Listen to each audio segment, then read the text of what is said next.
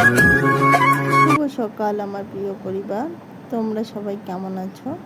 আশা করি ভালো আছো। কুচবিহার জেলার থেকে আমি প্রতিমা আমার নতুন আরও একটা ব্লগে তোমাদের সবাইকে স্বাগত, অনেক ভালোবাসা। তো সকাল সকাল উঠে এই তো রোজ দিনের মতো বিছানা ভাঁজ করে নিচ্ছি।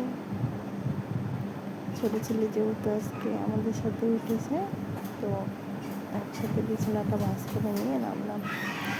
তারপরে দিকে ঝাঁপ দিতে দিতে চোখে পড়লে দেখো গাছটা, দেখছো বন্ধুরা? জানি না আমি কার কি দোষ করি যে দেখো আমার গাছের চারাটা দেখছো কীভাবে ভেঙে দিয়েছে।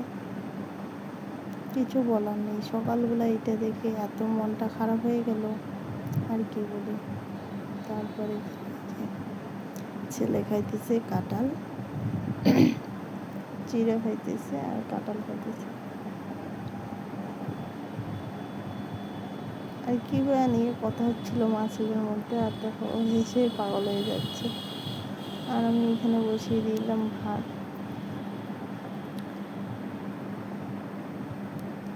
তারপরে তো রান্না কমপ্লিট করে নিলাম।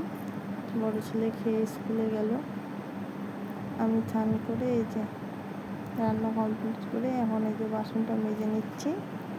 আর ছোটো ছেলে কাঁদতেছে, ও মোবাইলটা যাচ্ছে, স্ট্যান্ডটা যাচ্ছে,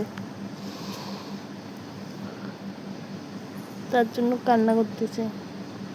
আর আমি এইদিকে এই যে বড় ছেলে আবার স্নান করে রেখেছে, এদিকে ওর কাপড়টাও ধুয়ে দিলাম। ও এখনও নিজের কাপড় নিজে ধুইতে পারে না বড় ছেলে, আমি দিয়ে দিলাম ধুয়ে দিকে।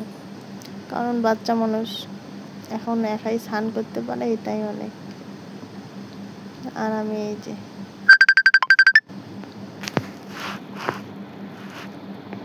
তারপরে এই যে কড়াইটা ধুয়ে নিলাম, বাসন ধুয়ে নিয়ে আবার কাপড়গুলো আগে ধুয়ে রাখছিলাম, ছেলের বাকি কাপড়টা ধুয়ে নিয়ে এখন ছোট ছেলেকে নিয়ে চলে আসলাম বাড়ির পিছন দিকে। এই যে কাপড়গুলো এখন চেকারের মধ্যে শুকাতে দেবো, এখানে দিলে না তাড়াতাড়ি শুকিয়ে যায়। এদিকে বাড়ির পিছন দিকটা আমরা এখানে গরু টরু বাঁধি, আর এগুলো আমাদের চেকার না দিলে না কোনো কিছু চাষ করাই যায় না, গরু ছাগলে খেয়ে নেয়।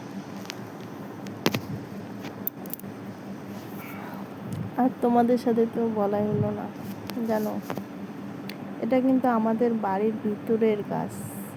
ওইটা একটা গাছের চারা ছিল, তো চারাটা ভেঙে গেছে, তো আমি এটা তুলে নেই। ওইখানে আবার নতুন একটা কুশি বের হয়ে মানে চারাটা ভালো হচ্ছিল।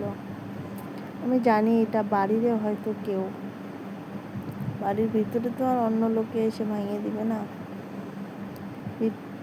মানে বাড়ির ভিতরে চারা গাছটা দেখছো কীভাবে গাছটা ভেঙে দিয়েছে, ইচ্ছা করে ভেঙে দিয়েছে, আমি জানি সেটা। তো কে আমি জানি না, এই রকম আমার সাথে 2বার হলো।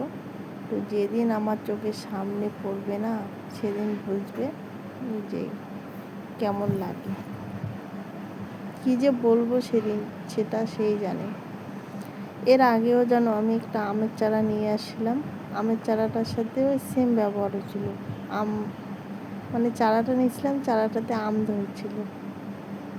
আর এদিকে দেখো বাচ্চা নিয়ে আমাকে এইভাবে সারাদিন কাজ করতে হয়। আমের চারাটাতেও আম ধরছিল, ওই আমের গাছটার সাথে একই ব্যবহার করছিল। তো আমি জানি না কি আমার পিছিয়ে এভাবে পড়েছে, তো আমি যেদিন দেখবো না সেদিন বলবো সে। আর এদিকে বড় ছেলে খেয়ে স্কুলে চলে গেল। তারপরে বাবা ওরা বলতেছে আজকে নাকি পাট ধুবে, তো আমি বললাম ঠিক আছে, তাহলে আমাকে কয়টা দিও। তো বাবা বলতেছে আমাদের কয়েকটা বোঝা শুধু হয়েছে, মানে 21টার মতো, তো ওদেরও তো লাগবে। তাই বলতেছে ঠিক আছে, বেশি যদি না দাও তাহলে বাবা বলে কি 2টা করে ধুয়ে নাও, তুমি 2টা আর বড় বৌমা 2টা। তাই আমি বলি 2টা না বাবা, 3টে আটি দাও, আমি ধুবো। বাবা বলে ঠিক আছে ধুয়ে নাও।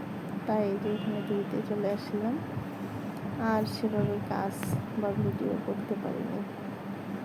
তো এখানে এই যে পাটটাকে ধুয়ে নিচ্ছি।